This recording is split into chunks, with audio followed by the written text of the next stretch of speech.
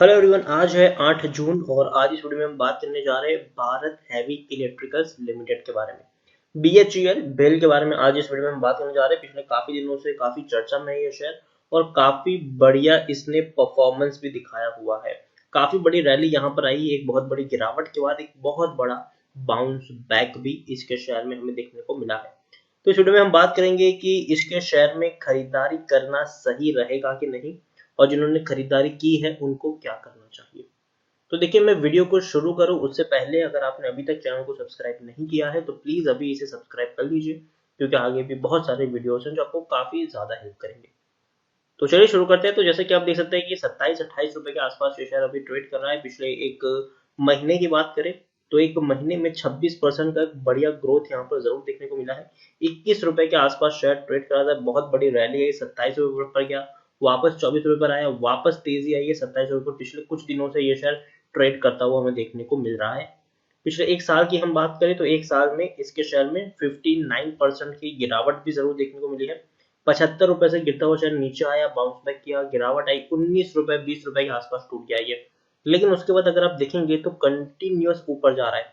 बीच बीच में तेजी के बाद गिरावट भी आई, लेकिन बाद में फिर से उसने रिकवर करके ऊपर जाता हुआ देखने को मिल रहा है। पिछले 3 साल की हम बात करें तो 3 साल में 69% की गिरावट है।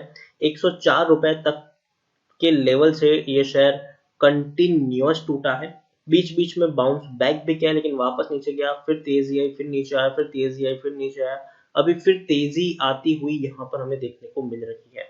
10 साल की भी अगर हम बात करें तो पिछले 10 साल में बीएचईएल भेल की जो हालत है वो ये है कि 90% की गिरावट है। 355 रुपए के लेवल से टूटता हुआ शेयर नीचे आया है, बीच में बढ़िया बाउंस बैक भी हुआ था, लेकिन उसको मेंटेन नहीं कर पाया, वापस शेयर गिरा, फिर तेजी आई, फिर बहुत बड़ी गिरावट हमें यहाँ पर देखने को मिल रही है। तो देखिए, ये वो शेयर नहीं है जिसमें आप मतलब 10 साल के लिए पैसा लगा के आप इसको भूल जाए, 5 साल के लिए पैसा लगा के भूल जाए, जी नहीं। ये वो शेयर है जिस पर आपको गिरावट आने पर खरीदारी करनी है और प्रॉफिट होने पर आपको इसके बेच के निकल भी जाना है। लॉन्ग टर्म के लिए मैं इस शेयर को कभी भी रिकमेंड नहीं कर रहा हूँ। अगेन, मैंने अपनी पिछले काफी वीडियोस बनाई थी, इवन जब ये शेयर 20-22 रुपए के ऊपर था तब मैंने काफी वीडियोस बनाए थे और मैंने बाइंग की भी एडवाइस दी है। लेकिन मैंने हर बार कहा है कि मैं इसको लॉन्ग टर्म के लिए प्रीफर्ड नहीं कर रहा हूँ। अभी की जो सिनारियो है उसमें तो मैं लॉन्ग टर्म के लिए प्रेफर नहीं करूँ। शायद आगे जाते हुए इनका बिजनेस मॉडल अगर बदलता है तो शायद वो मेरी लॉन्ग टर्म की लिस्ट में भी शामिल हो सकता है, लेकिन अभी के लिए तो वो नहीं है। रीजन ये है कि कंटिन्यूस शेयर टूट रहा है और उसने कोई ऐसा स्ट्रॉन्ग सपोर्ट भी यहाँ पर दिखाया नहीं है। अभी पॉजिटिव चीजें ये है बीएचईएल को लेकर के, देखिए सरकारी कंपनी है ये और धीरे धीरे जिस सेक्टर से जुड़ा हुआ ये शेयर है उसमें धीरे धीरे हमें तेजी देखने को मिल रही है इस कोविड-19 के सिचुएशन में भी। तो और दूसरी बात ये कि अभी क्या हो रहा है कि लोकल टू वोकल काफी ज्यादा चल रहा है, उसके उसके साथ साथ फॉरेन निवेशक को भी यहाँ पर लाने की बातचीत चल रही है। कोविड-19 के चलते काफी ज्यादा बिजनेस जो है वो बर्बाद हो ही रहे हैं। उसमें बीएचईएल बेल ने एक नया इनिशिएटिव स्टार्ट किया है। फॉरेन कंपनीज को ये लोग इनवाइट कर रहे हैं और कह रहे हैं कि भैया आप हमारी जो फैसिलिटीज है उसका इस्तेमाल करिए अपनी प्रोडक्ट बनाने के लिए। तो वाकई में एक बहुत बड़ा इनिशिएटिव इनके द्वारा लिया जा रहा है अपनी फैसिलिटीज को दूसरी कंपनियों को देख देना और उनको एंकरेज करना कि भैया आप हमारे यहाँ पर बिजनेस करिए।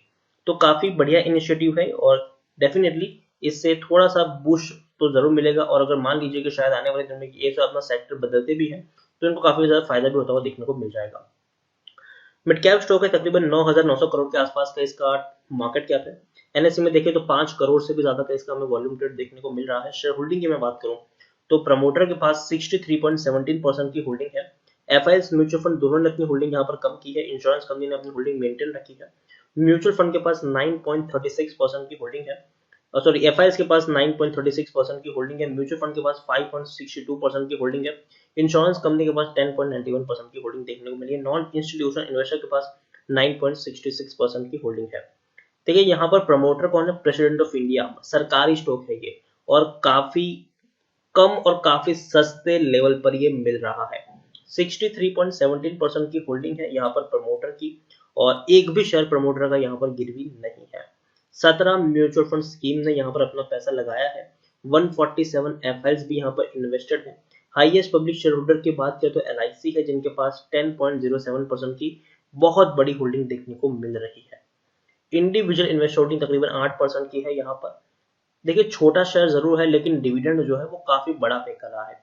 60% का डिविडेंड पे कर रहा है, मतलब पर शेयर ₹1.20 आपको यहाँ पर मिल रहे हैं। पिछले साल भी इन्होंने सितंबर महीने में डिविडेंड पे किया है।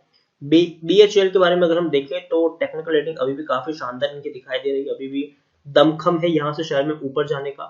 P 13.06 है, इंडस्ट्री P 11 के आसपास है, बुक वैल्यू 90 के आसपास है, प्राइस टू बुक वैल्यू अभी भी बहुत सस्ता है, 0.31 के आसपास देखने को मिल रहा है। EPS 2.14 है और डिलीवरी तकरीबन 20 के आसपास है। यहाँ पर देखिए according to Moneycontrol user 48% लोग खरीदने की सलाह दे रहे हैं, जबकि 47% लोग बेचने की बात कर रहे हैं और 5% लोग यहाँ पर होल्ड करने की बात कर रहे हैं। BHEL के बारे में अगर हम देखें तो देखिए यहाँ पर वेंटिलेटर की शॉर्टेज भी है, तो इसमें भी ये लोग काम कर रहे हैं। कोरोना वायरस के पैंडेमिक में है तो वेंटिलेटर शॉर्टेज को लेकर भी ये लोग काम कर रहे हैं, वेंटिलेटर बनाने का भी काम ये लोग आने वाले दिनों में कर रहे हैं। और तो और अगर हम देखें तो हर क्वार्टर में इन्होंने पैसा कमाया है, हालांकि जून क्वार्टर को छोड़ दें तो पिछले 5 क्वार्टर में अच्छा खासा मुनाफा भी है इनका। दिसंबर में 160 करोड़ के आसपास का मुनाफा कमाया था, सितंबर में 118-120 करोड़ के आसपास का प्रॉफिट था। हालांकि जून में 216 करोड़ का इनको लॉस जरूर हुआ था, लेकिन मार्च में 680 करोड़ का प्रॉफिट था, दिसंबर में 190 करोड़ का इनका प्रॉफिट देखने को मिल रहा था।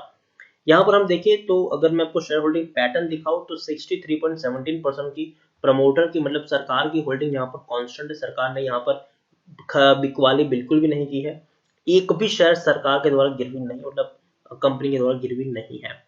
FIs अपनी होल्डिंग को गिरा रहे हैं, जो 12.13% की होल्डिंग थी आज वो 9.36% की है, मतलब हर क्वार्टर में इन्होंने अपनी होल्डिंग गिराई है। म्यूचुअल फंड के पास जो पहले 5.83% की होल्डिंग थी आज वो 5.62% की होल्डिंग है। लेकिन अब खुद देखिए कि पहले क्या था कि म्यूचुअल फंड यहाँ पर खरीदारी कर रहे थे, 5.83% की होल्डिंग 6.20 हुई, फिर 7.07 हुई, अब वो बहुत कम होकर 5.62% है। हालांकि इंश्योरेंस कंपनी जहां थी वही है, 10.94% की होल्डिंग 10.91% की देखने को मिल रही है। ओवरऑल अगर हम यहाँ पर देखें तो FIs बिकवाली कर रहा है, म्यूचुअल फंड बिकवाली कर रहे हैं, इंश्योरेंस कंपनी ने भी अपनी होल्डिंग यहाँ पर बेची तो है। लेकिन फिर भी मुझे लगता है कि ये जो शेयर है ये काफी अट्रैक्टिव प्राइस के ऊपर ट्रेड कर रहा है। अभी भी जिस सेक्टर से ये बिलोंग करता है और सरकारी कंपनी है, तो मुझे नहीं लगता कि यहाँ पर डरने की कोई उतनी बात है। हालांकि अगर कुछ होता भी है तो सरकार बाद में इसको बेच कर अगर किसी प्राइवेट प्लेयर को भी अगर दे देती है तो याद रखिए एक बहुत बड़ी रैली यहाँ पर आपको देखने को मिल जाएगी। अगर हम देखने जाए तो जिस तरीके की इनकी बैलेंस शीट है, जिस तरीके का पैसा है, जिस तरीके का इनका कैश फ्लो है, ये शेयर जिस प्राइस पर अभी ट्रेड कर रहा है उससे डबल प्राइस पर ऑलरेडी ट्रेड करना चाहिए, लेकिन वो अभी भी ट्रेड नहीं कर रहा है। तो मुझे लगता है कि अभी भी शेयर आपके लिए सस्ता है। अगर आपने खरीदारी की है यहाँ पर और आपका नजरिया लंबी दूरी का है, कम से कम आपका नजरिया 9 महीने से लेकर 1 साल का है, तो मुझे लगता है कि आपको यहाँ पर निवेशित रहना चाहिए। और अगर बीच बीच में गिरावट आती भी है तो आपको थोड़ी और क्वांटिटी यहाँ पर ऐड करते रहना चाहिए।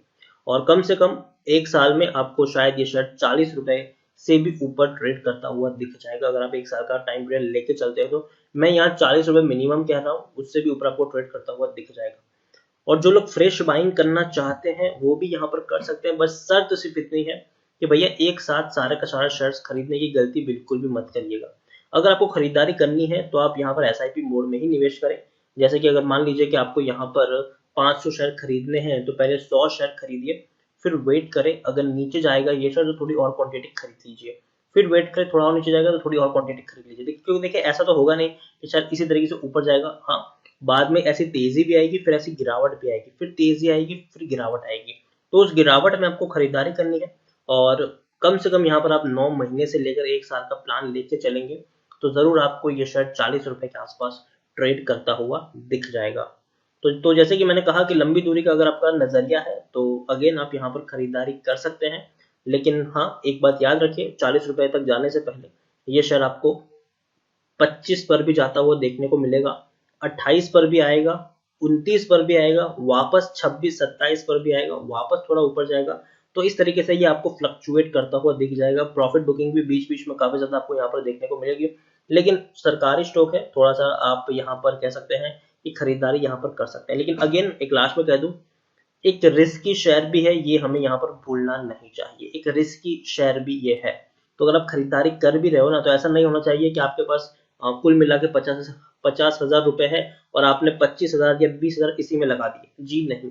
एक छोटी क्वांटिटी आप यहाँ पर निवेश करें, ज्यादा बड़ी क्वांटिटी यहाँ पर निवेश करने की जरूरत नहीं है, छोटी क्वांटिटी यहाँ पर निवेश करें क्योंकि शेयर रिस्की है। अगर आपको बड़ा पैसा लगाना है तो आप जो ऐसे शेयर्स पर लगाइए जो ऑलरेडी लार्ज कैप है, तो वहां पर आपको काफी ज्यादा फायदा भी होने के चांसेस है। यहाँ पर रिस्क फैक्टर काफी ज्यादा जुड़ा हुआ है, इसलिए मैं छोटी क्वांटिटी की ही निवेश की सलाह दूंगा यहाँ पर। तो इसी के साथ वीडियो को एंड करूंगा। अगर आपको वीडियो पसंद आया हो तो प्लीज इसे लाइक करें, शेयर करें। चैनल पर पहली बार आया है तो प्लीज सब्सक्राइब करें। और BHEL Bharat heavy electricals limited के बारे में आप क्या सोचते हैं वो भी आप मुझे कमेंट में लिखकर बता सकते हैं। Thank you.